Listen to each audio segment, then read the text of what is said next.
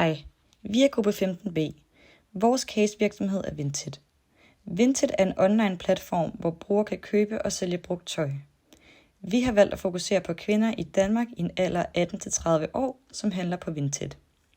Vores problemformulering er, hvordan oplever unge kvinder i Danmark i en alder af 18-30 år tryghed, når de handler brugt tøj på Vinted.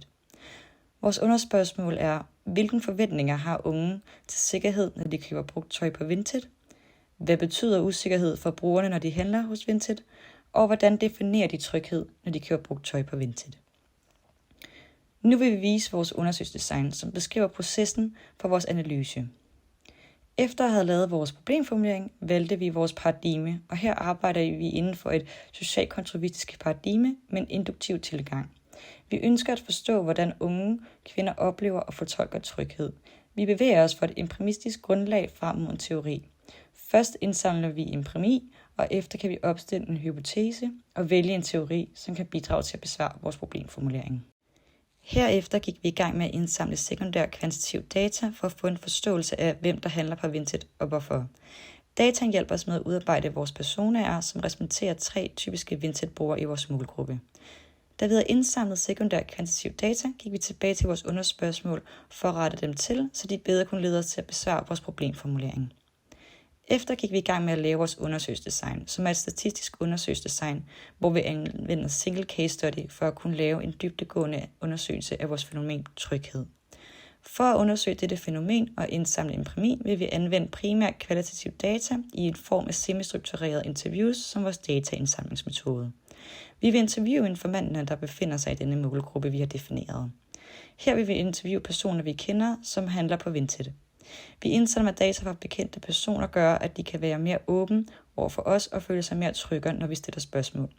Det kan få informanterne til at åbne mere op og dele deres ærlige oplevelser. Når vi har indsamlet vores kvalitative data, vil vi databehandle og analysere materialet for at sikre validitet og repræsentativitet i vores resultater. Når vi har arbejdet med alt det empiri, vi har fået, vil det lede os til en konklusion og perspektivering af vores problemformulering. I vores argumentationsteori har vi valgt Toulmins model, fordi vores projekt fokuserer på at forstå, hvordan unge kvinder oplever og begrunder følelsen af tryghed, når de køber på Vinted.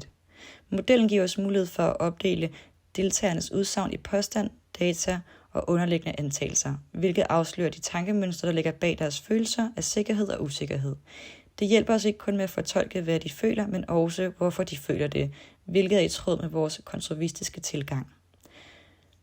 Vores belæg er, mange unge danskere tiltrækkes af Vinted, fordi det er billigt og bæredygtigt, men de oplever usikkerhed omkring snyd, ægthed af varen, som gør, at de oplever utryg og manglende sikkerhed, når de handler brugt på Vinted. Vores påstand er, vi kan se, at brugerne på Trustpilot ofte nævner svindel, falske profiler, varen ikke lever op til beskrivelse og manglende gennemsigtighed som kritik af Vinted, hvilket kan skabe en utryghed for nogen, når de handler hos dem. Vores hjemmel er, når forbrugerne oplever eller hører om usikkerhed, kan det påvirke brugernes følelser om tryghed og sikkerhed ved platformen, som kan afholde den fra at købe der igen. Vores styrkemarkør er, det tyder på, at mange brugere ofte oplever en følelse af usikkerhed, når de handler på Vinted, hvilket kan føre til en manglende tillid til platformen. Vi har brugt ChatGPT som et støtteværktøj under opgaven. Vi har brugt den til at forklare teori og generere forslag til vores undersøgelsesdesign. Vores prompt lyder, hjælp os med at udarbejde et undersøgelsesdesign til et projekt om unge kvinders oplevelse af tryghed, når de handler brugt tøj på Vinted. Vi arbejder ud fra et konstruktivistisk, videnskabsteoretisk position og anvender et single case study design. Casen er Vinted.